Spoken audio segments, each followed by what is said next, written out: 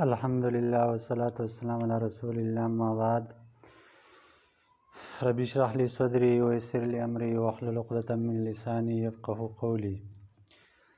د دې مخکینه سبق کې منګه د جملې وضاحت کړو، د هغې ساخت هم بیان کړو چې جمله کم از کم د دوو الفاظو دوو کلمو نه جوړیږي او چې زیات نو بیا په هغې کې تمیز کول پکاري. نن به موږ دا خبره کوو چې دا جمله چې کوم ده نو دا تقسیم ده اصل کې یو په اعتبار د ذات سره ده، یو په اعتبار د صفاتو سره ده. په اعتبار د ذات سره لکه مثلا موږ د زید ذات بیانو چې لکه ذات یې څنګه دی، معنا دا چې دوه لاسونه دي، په لاس کې مثلا 5 ګوتې دي یا 2 سترګې دي، پوزه ده، سر دی، ویښته دي، 2 خپې دي، دا د دې ذات دی، یعنی دا کوم سټرکچر چې دی. او یو صفات دی. صفات دې ته ویلی کې مثلا زه داسې وایم چې هلکه د زید صفات، نو زید اخلاقي انسان دی، نرم خویه دی، خوږې خبرې دي، بد اخلاقه نه دی، نیک دی، صالح دی، کنځل نه کوي، بدې ردې نه وایي، دا د هغه صفات دي. نو دا جمله هم یو په اعتبار د ذات سره ده، یعنی چې دا د اسم او فعل نه جوړه ده، که نه د فعل او اسم نه جوړه ده، جمله اسمیه ده که فعلیه ده، او بل د دې صفات دي. نو موږ به نن وایو چې جمله په اعتبار د ذات سره ده په څو قسمه ده. نو جمله په اعتبار د ذات سره ده په 4 قسمه باندې ده. یوه ده جمله اسمیه، دویم ده جمله فعلیه، او دریم ده جمله شرطیه، او څلورمه ده جمله ظرفیه. جمله اسمیه دې ته ویلی کېږي، دا مخکې مونږ بیان کړم دی چې د هغې اولنی جز اسمي او دا دویم جز یې که اسم وي که فعلي، لکه زید قائم او زید قامه.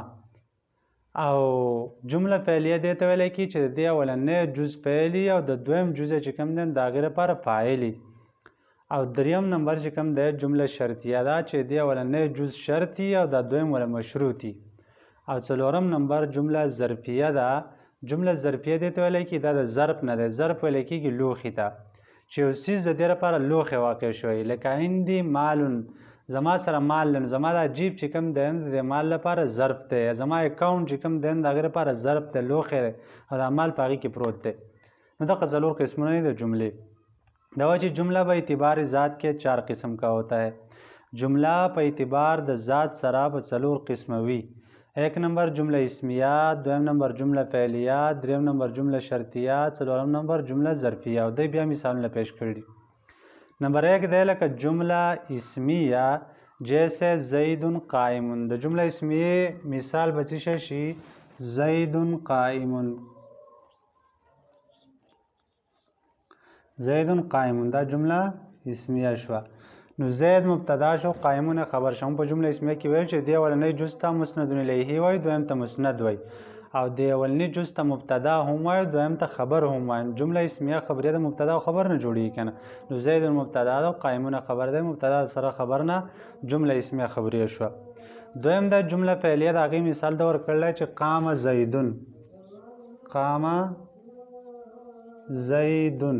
نو قام فعل دی او زیدون والله فاعل دی. موږ چې فعلیه دې ته وایي چې اولنی جز فعلي، دویم والا فاعل. نو قامه فعل شو، زیدون د هغې لپاره فاعل شو. ودرېده، څوک د ودرېدلو کار چا وکړو؟ زید وکړو. نو فعل سره د فاعل نه جمله فعلیه خبریه شوه. دریم چې کوم دی نو شرطیه ده. شرطیه دې ته ویلی کېږي چې د اولنی شرطي، دویمې مشروطي. لکه شرط دې ته ویلی کېږي چې زه یو کار مشروط کړم په یو څیز پسې. مطلب دا دی چې زه به دا کار هله کوم چې تا دا کار وکړو. لکه زه به هله مونځ کوم چې ته مونځ کې، زه به هله ستا عزت کوم چې ته زما عزت کې، زه به هله ځم چې ته ځې.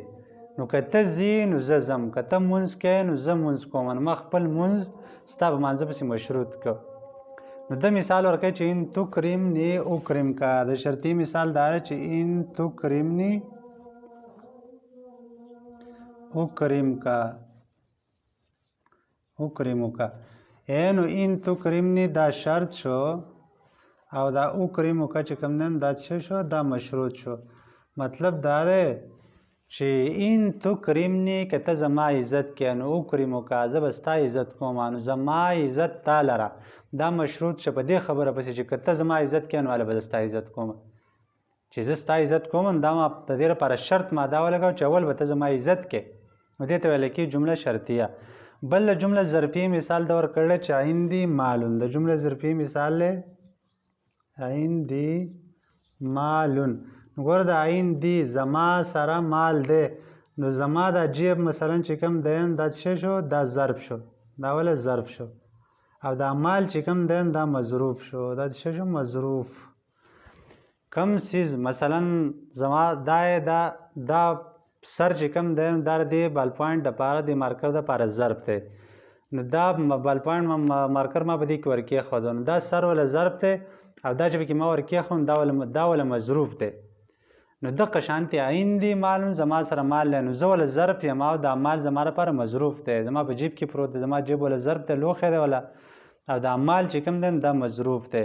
نو لہذا د جملې څلور دغه قسمونه جمله اسمیه جمله فعلیه جمله شرطیه او جمله ظرفیه. امید دی چې تاسو په دې باندې پوهېدلی. واخر دعوانا الحمدلله رب العالمین.